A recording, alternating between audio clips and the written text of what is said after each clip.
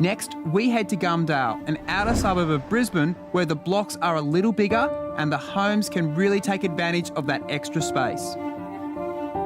Just like this place sitting pretty amongst the gum trees.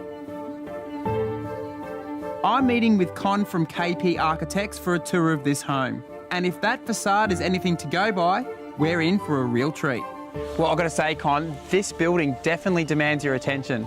Thank you. What was the idea with the facade? So we're quite restrained that we wanted to use one material, and that material was brick. Where did that restraint come from? Was that from the client, or was that something that you wanted to... Oh, it's something that we wanted. Brick was, heavy use in the 90s, so we thought we'd like to use that as well, and the client loved it. I absolutely love brick on houses, and as you say, it's from the 90s, really. Like, that was, every house was a brick house. Yep. And it's sort of, up until recently, it's disappeared. But, I mean, this is a perfect example of how nice it can look. Yeah, it contrasts well with the green. It's really a sharp contrast.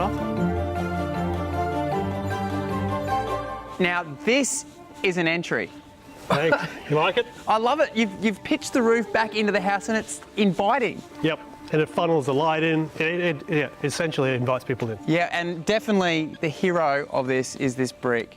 I love the fact that you have chosen brick to clad the entire house. Yep, that's the PGH Crevalle that we picked. It contrasts really well against the landscaping. So yeah, look, it's worked out really well for us. Well, mate, the outside is absolutely stunning, so I'm pretty keen to have a look inside. Should we take a look? Let's go. Let's do it.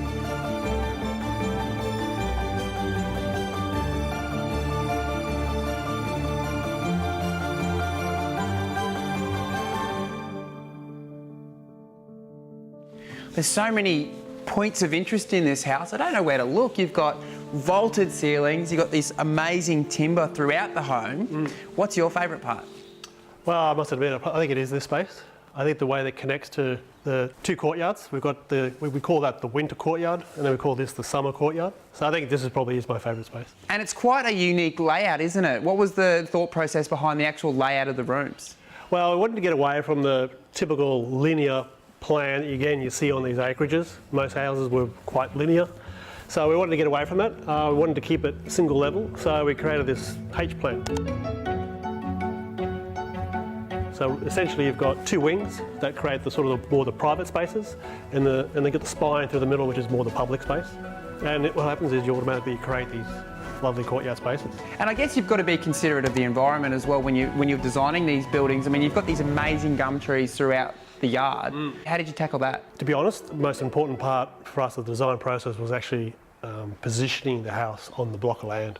So the client actually engaged an arborist and located every single tree on this block of land. And that's refreshing to hear, because you see a lot of times people just chop the trees down if it's in their way. It's cheaper just to get rid of the tree than it is to redesign. So for us, the house feels like now it's been here a lot longer because of the way it sits with the context of the land. So for us, it feels like it's, it feels right here. And talk about the decision to bring the brick inside as well. It made sense to bring the brick internally. It's a beautiful product. Why is it just on the outside of a building? Why not be on the inside of a building? It has great textural qualities. What again it does, it also blurs that line between inside and outside. All of a sudden the wall that's outside continues inside, so you kind of get lost where's outside and where's inside, and that's really important, particularly Queensland climate. We love living outdoors, so again, made a lot of sense. And how great are these fireplaces? We haven't got a fireplace at our place, but if I get one, I want one like this. Well, they've got three. They've got three fireplaces. Yep. I mean, we've actually called it the three-chimney house. Oh yeah, for obvious reasons? Yep, three chimneys. Yep. Queensland, you kind of think, what do you need three chimneys for? But again, there's something about a fireplace. There's something that, communal about a fireplace.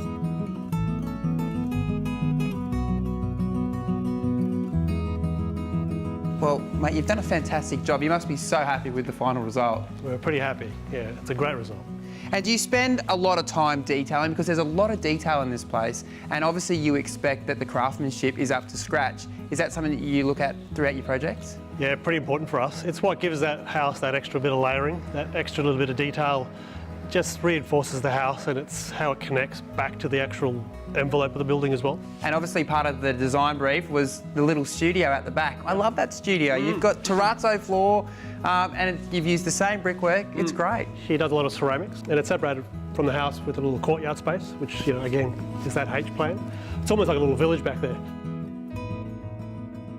That terrazzo floor in that studio is beautiful. The client's father was actually a terrazzo manufacturer. She managed to actually keep certain pieces over the time. So now, you know, while she's working there doing her ceramics, she feels like, you know, a little bit connected to her dad, having, you know, his floor literally beneath her feet. It's quite great. nice. That's a great little feature. Yeah, it is nice. Well, Colin, mate, thanks for having me. I've got to say, this is one of my favourite houses, if not the favourite, and I don't say that to every architect that I meet. Thanks for having me. No, pleasure.